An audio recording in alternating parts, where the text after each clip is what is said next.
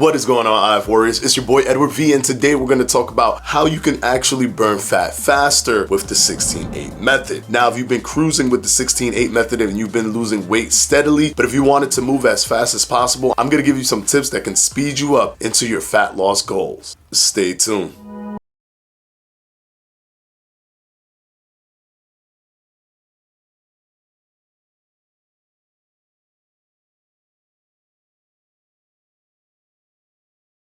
Two things before I jump right into this. Number one, check out my video where I talk about the 3 biggest mistakes that people are making when doing the 16-8 diet, because you will have to incorporate all of that as well to help you in speeding up the fat loss. What I'm going to touch on now are the hacks or the tips that if you incorporate that with this video, you will be probably losing fat as fast as you possibly can with the 16-8 method. Number two, I'm probably going to throw a curveball at you, but I want you guys who love the 16-8 method to be open-minded to this, because I'm simply trying to help you get to your goal in a fast and also healthy way. All right, so now let's jump right into it. First thing you want to focus on is calorie counting. That's automatic. You have to count calories. I know if you've been cruising and you've been doing it and you've been losing weight, but you want this thing to move fast and you haven't been counting calories, this is now the time. The beautiful thing about intermittent fasting is that it allows you to not count calories, not because calories don't matter, but only because the windows are so small that you end up organically eating at a caloric deficit. And before anyone tries to just jump through the screen and shake me and say, well, then if it's all about the calories, then what's the point of intermittent fasting?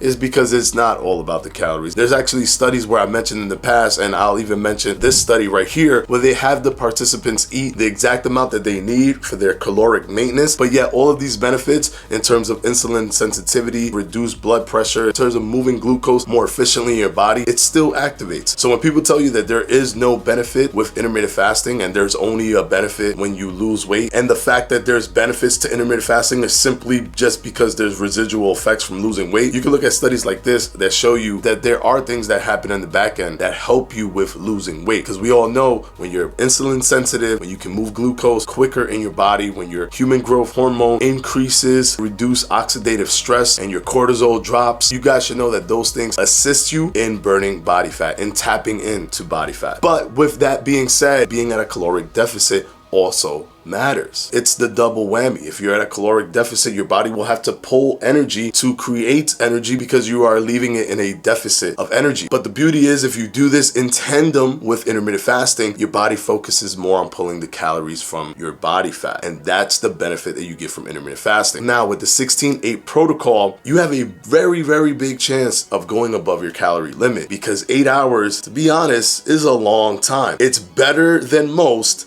but it is a long time, and it is enough for you to go above the calorie limit. So if you're cruising on 16-8 and you're losing weight, great. If you want to speed it up, start counting your calories. If you're cruising on 16-8 and you're not losing weight, you want to start counting your calories. Start counting your calories and you'll definitely be killing it with intermittent fasting 16-8, because you will be getting the benefits of fasting. You'll be oxidizing the fat. You'll be attacking that body fat, but that caloric restriction is going to let you burn that body fat consistently for the energy. Now, to bounce off of that calorie counting, I'm going to ask you to do one thing. If you want to get to a specific level, if you want to get to a specific position and you feel completely stuck, you're just very, very stuck, you're doing everything, you're not doing the mistakes or anything like that. What you want to do is, not only do you want to count calories, but for a set period of time, for just a set period of time, cook your own food, or by bare minimum, know exactly everything that's going into your food. You don't have to cook it yourself, but if you're seeing someone cook your food, just, look at all the stuff, the ingredients that they're throwing in there, know how much oil they're putting, how much everything. If you can measure it yourself, it will be better for you. If you could do this consistently for a period of about maybe 2 months, you will see a drastic change. Because although you may be able to count your calories because the McDonald's fry says it's 400 calories on it, you're not getting an accurate measure. You're not understanding exactly what's going in your body. And of course, with the 3 big mistake video that I referenced, there are certain caveats in there where if you follow that, then you know that you have to know what you're eating as well as the calories that come with what you're eating. So that's the calorie counting part. And I know a lot of people that do intermittent fasting don't want to hear it. Like I said, if you're cruising and you just want to speed it up for a short period of time, do what I'm telling you, count these calories, speed it up, get to where you want to go or get to further in to the position that you want to be, and then cruise again if you're fine with the speed that you're going at right now. This is about speeding up your fat loss while doing the 16-8 method. Now let's jump into the curveball that I'm going to throw. The thing with the 16-8 method is it's beautiful in terms of adhering to it, and a lot of studies have actually shown that the least amount of drop off when it comes to intermittent fasting comes from the 16-8 method. That's the least amount of people who drop off of the protocol, because the 16-8 method, in my opinion, is the best entry level intermittent fasting method, where if you do it right, you can stay there without even moving on to any other method. But if you want to consistently keep your insulin down and keep burning body fat, sometimes you have to extend that fast just a little bit. So what I'm going to interject here for you to do is to use 2 days. So this is going to be like Inception. We're going 3 layers down. Use 2 days and do the OMAD diet. So this is basically like the 5-2 within the 16-8 method. Do the OMAD diet, which is just not eating for 23 hours and eating for 1 hour, or just eating one meal in that entire day. Use it for 2 days of the week, just 2 days. And then you don't have to do it for the entire time frame every other day. However, stick to the 16-8 method. But for 2 days, you can pick it wherever you want. You can make it a Monday and a Thursday, or you can make it 2 consecutive days, whatever you like. It does these 2 things for you. It could kind of train you to get into the OMAD and see if you want to get there, if you want to do that. And it will give you that extended fasting period, extending farther than the 16 hours, to give you that extra amount that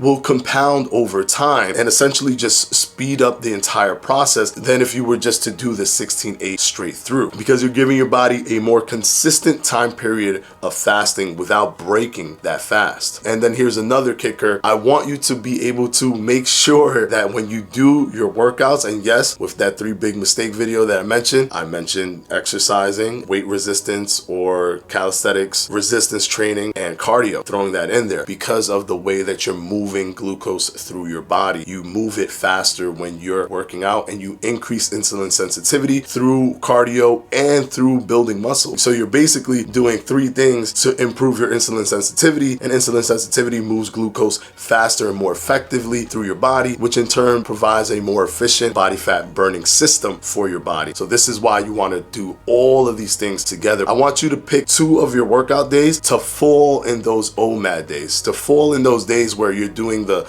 23 and 1 or the 1 meal a day.